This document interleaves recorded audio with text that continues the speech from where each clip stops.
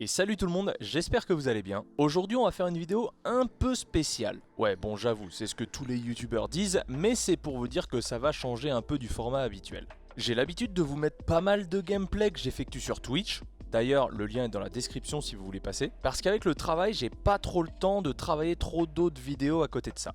J'ai réussi à me dégager un peu de temps pour vous faire celle-ci, j'espère qu'elle vous plaira.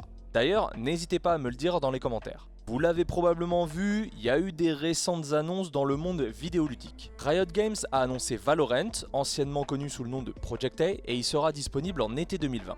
On ne sait pas si ça sera la sortie du jeu ou une bêta, mais ça nous donne quand même certaines indications. Il y a pas mal de vidéastes et streamers qui ne sont plus sous NDA et qui ont pu parler du jeu, comme notamment AlphaCast qui a fait 2 excellentes vidéos sur sa chaîne YouTube, je vous conseille d'ailleurs d'aller les voir, ou encore Zerator. De premiers abords, le jeu ressemble à une sorte de Counter-Strike avec des éléments de paladin, à savoir des compétences sur les agents. Suite à ces annonces, j'ai vu énormément de messages de joueurs de Paladin. Pour résumer ce qui s'est dit, le message de ces joueurs tournait autour de Valorant va tuer Paladin parce que c'est le même genre de jeu.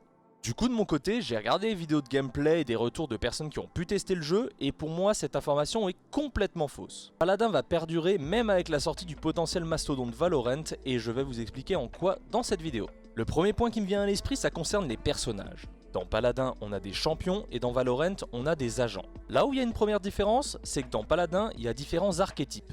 Les champions dégâts, les champions de type soutien, les flanks et encore les tanks. Dans Valorant, il n'y aura pas ce système de classe, il y aura seulement des agents avec diverses compétences plus ou moins utilitaires. À l'heure actuelle, on peut juste parler de Sage qui s'orienterait plus vers cette case support sachant qu'elle dispose d'un sort de résurrection. Mais pour ce qui est du reste, rien à déclarer.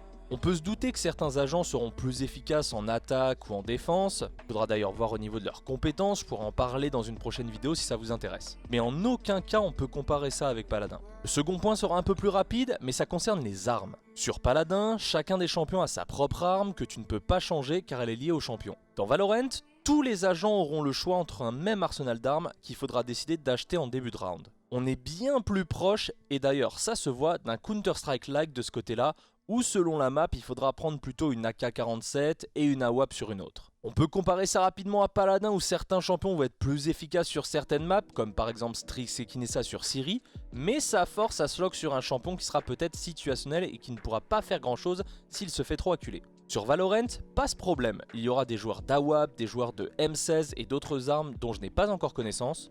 On pourra donc adapter son arme selon la situation et selon l'argent qu'on aura sur soi. Parlons-en d'ailleurs de l'économie des deux jeux. Alors quand je dis économie, c'est pas comment la boîte va gagner de l'argent, c'est bien le système d'économie dans le jeu. Dans Paladin, vous gagnez des crédits en effectuant des kills pour acheter des objets qui vont venir assister votre talent et votre loadout sur votre champion. On aura par exemple un chronos pour réduire le CD de vos compétences ou encore un cautérisé pour réduire la valeur des soins ennemis. Dès que vous avez assez de crédits, vous prenez votre objet et ça s'arrête là. Dans Valorant, de ce qu'on a pu voir, l'économie semble très similaire à celle d'un Counter-Strike. Vous allez gagner des dollars, alors je suis pas sûr que ça s'appelle comme ça, mais vous comprenez l'idée, qui vous permettront d'acheter des armes communes à tous les agents, comme ce qu'on a expliqué dans le point précédent, qui pourront être d'ailleurs donnés à vos alliés, comme sur CSGO. On pourra débloquer également des armures de type Kevlar pour résister plus, et surtout cet argent sera utilisé pour débloquer les compétences des agents. Parce que oui, dans Valorant, certaines de vos compétences devront être débloquées au cours de la partie. Et ça fait là une énorme différence avec Paladin où votre champion dispose de toutes ses compétences dès le départ, il faut juste charger votre capacité ultime en infligeant des dégâts ou en soignant des alliés.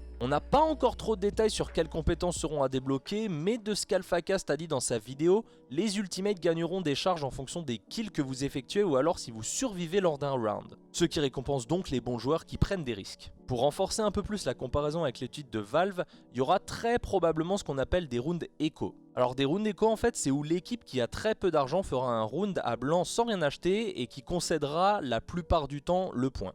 Bon bien sûr il y a des exceptions mais la plupart du temps ça se passe comme ça. Et du coup ça leur permettra au round d'après d'avoir assez d'argent pour acheter de l'équipement. Donc ici des armes pour eux ou leurs alliés. En parlant de round, le point suivant concerne la différence entre les modes de jeu. Sur Paladin, on a le mode siège qui est le mode de jeu principal.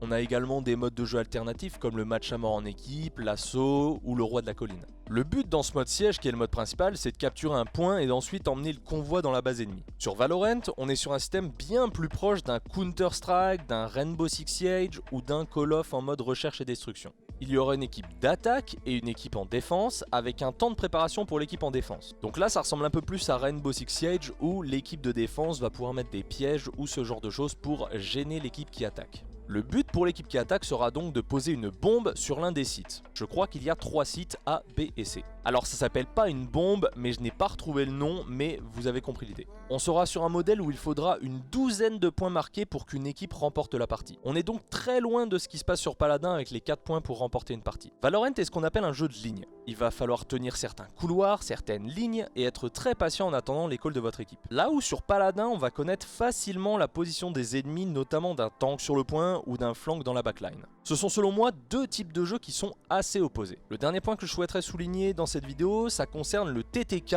autrement dit le time to kill. Alors pour les non bilingues, le time to kill c'est la durée qu'il vous faut pour tuer un ennemi. Sur Paladin, chaque champion, ils ont un pool de HP différent et à part dans quelques occasions, par exemple une cassée impulsion qui pourra one combo un ennemi avec un faible pool de HP, eh ben il va falloir un peu de temps pour tuer certains champions. Je pense notamment aux tanks qui avec un support au cul, eh ben ils vont être un peu plus longs à mourir.